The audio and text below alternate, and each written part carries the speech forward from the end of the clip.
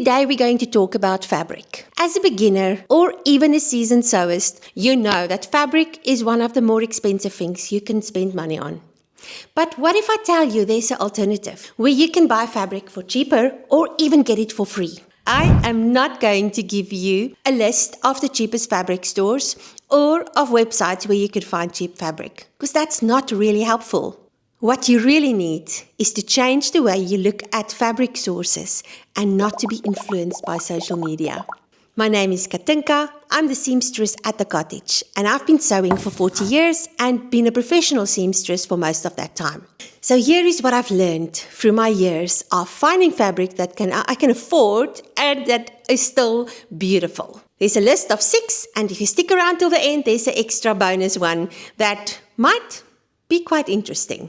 The first thing to look for fabrics is to look for sales. Often, if you go to places, you will find like the last of the roll, this fabric is on sale, or even like Joanne closing down, and you can really score some beautiful fabrics. I know also Hobby Lobby in America have beautiful sales sometimes. So that's an obvious one, and no matter where in the world you are, look for sales at your local places, and you might grab some pieces that's really affordable.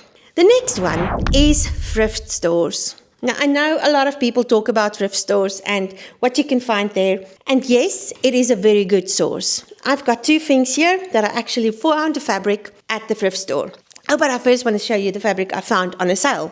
This I found on a sale at Hobby Lobby, and it was like 40% discount, which was a really good price. I was happy to pay it for this 100% cotton. But at the thrift store, a while later, I found this piece. It was like a length of curtain that was already cut. I think it was like 2.5 meters. And I paid $3 for the whole piece. I also, at a thrift store, found this tablecloth. It was $4 if I remember right. And I turned it into my favorite skirt. So thrift stores can be a good source of fabric if you look around. But you can also find clothes there. I'm going to leave the clothes for another point, but just keep it in mind while we continue. Then there's sheets and curtains and duvet covers. So often there's like seasons where certain things are in fashion for your duvet or your sheets. We buy these things and then we change our style, and those sheets just go into your cupboard. What I find, I just buy cotton sheets because that's the thing I love to sleep on. But even the poly cotton is really not a bad quality. And if you cut that up into a summer dress, it makes the best summer dress you've ever had. It's also nice to use as linings or even as fabric that you can use to cut out patterns and make mock-ups. I like to make wearable mock-ups out of the sheets or the duvet covers, because then I can wear it and see how I like the pattern. Then, my friends, they know me by now. I would go in and see something and it would be like, oh, I like that. Can I cut it up? So it's a joke amongst us, but there's often a thing in your friend's home that they're actually not using anymore. And so what I started doing was to tell my friends, if you throw out any sheets, pillowcases, curtains, any tablecloths, let me have first pick before you take it to the thrift store or just throw it onto the curb. And I can't tell you what beautiful things I found. And I'm always willing to pay for it. But my friends are like, we're going to throw it away anyway, so you can just have it. The next thing, you can look at scraps. So we look at our scraps and they just lie in the cupboard and then we throw it out after a while, or we make a quilt. But scraps can actually make so much more. And what I've done through the seasons is I've got a few sewing friends and I've let them know that if they have scraps that kind of are not too small, I would really be interested in those scraps. And so through the years, a lot of them have passed their scraps on to me. I have made some lovely things out of it. This pair of shorts I made with different scraps of denim. They were all the same color and the same weight. They looked a bit different, but as soon as you make them into a thing and you give them a top stitching on the seam, you can actually not even see that it's 2 different types of scraps that I've used for that. This was another thing. When I still was a seamstress, I would make clothes for people. And this top I made out of a strip. It was about 40 centimeters wide, and it was just a long strip that was left over from something. And I always made a point of giving the scraps back to my clients, but some of them were just like, what do I do with this? You can keep it. So I used some scraps to make this linen top, and I can't tell you how much I've worn it. Also, sometimes people are going into smaller places, or they give up their homes and go into old age homes, and then they can't sew anymore. So I keep my eyes peeled on Facebook Marketplace for those types of things. And through that, I found some stunning fabrics in the past at a really good price. And sometimes, even if I go there to buy like 1 or 2 pieces, I end up with the pieces that I wanted to buy, and the lady would just give me so much more because she just doesn't know what to do with it.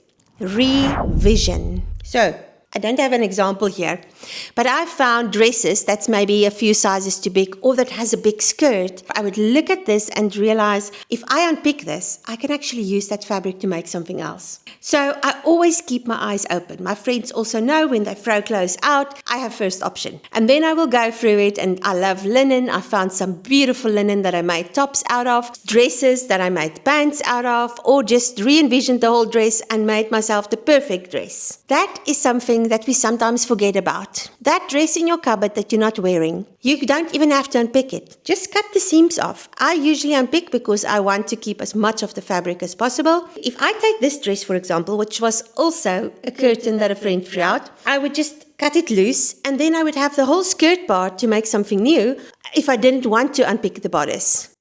But the thing is, if you unpick it, you can actually see how it was made. So you learn through the process, especially if you're a beginner or if you want to get your skills at a higher level. So I love taking things that's already made, if they're too big or too small, and unpick it and re-envision what I can do with that piece. And now we're getting to the bonus tips. The first one is if you go to your upholstery and curtaining places, they often have fabrics that's like 2.5 meters wide. So usually your fabric is 1.2, so that's like 1 meter, 20 centimeters, or 1.4 or 1.5. So if you have a 1.5, it's actually quite generous, but sometimes you get curtaining or sheeting that's 2.5 meters wide. And then you look at the price and you look at what its asking price is and you think, oh, that's actually quite a bit expensive.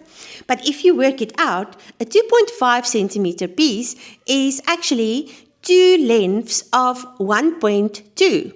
So if I pay, say this one, for example, was 70 rands, and the 1.2 meter wide ones was also 70 rands, then you have a very good score by buying the curtaining instead of just buying the normal fabric. Now, I want to make pants, and I find that a cotton makes the most beautiful pants. This is actually a range that I'm working on for December. So I found this 100% cotton, beautiful drape, which was 2.5 meters wide, and it cost me the same per meter as the 1.2 meters wide fabric that was not even as pretty as this. So this gives me double the amount of fabric per meter than a normal piece of fabric for dressmaking would have cost me. Another thing that I look at is to go to your local dollar store or your hardware store. I don't know if you know, but drop cloth at the hardware store is actually 100% cotton. If you take drop cloth and you wash it and you put it through the tumble dryer, it shrinks, and then you have beautiful fabric that's not as expensive as fabric that you buy in the shops. And what I love to do is to do eco printing. So you can take certain flowers, you can use tea, and you can dye that fabric, or even avocado. Avocado gives you this beautiful avocado pink. I didn't dye this, but go and cook your avocados and just go online and find some dye recipes, and you can actually dye your fabric and make the most beautiful fabrics. Another thing I like to do is to go for kitchen towels. So at the dollar store, you sometimes find beautiful kitchen towels. And in the past, I would buy 4 or 5, and that's enough for a front and a back. And then you can put buttons down the front, and 2 is for the sleeves. And you can make a beautiful thing that costs you not as much as the whole piece of fabric would have cost you. So that is all my tips and tricks for budget sewing. If you can think of anything else, please put it in the comments so that those of us who read it can actually get some more tips, because fabric is expensive and you need fabric to sew and to bring your visions to life. And by helping each other to find cheap fabric, we can keep our dream of the perfect wardrobe alive. On that note, I'm going to say goodbye. I would love it if you like and subscribe if you haven't done it yet. And otherwise, just leave a comment so I can get to know you. I will see you in the next episode of How to Sew on a Budget. Thanks for watching and goodbye.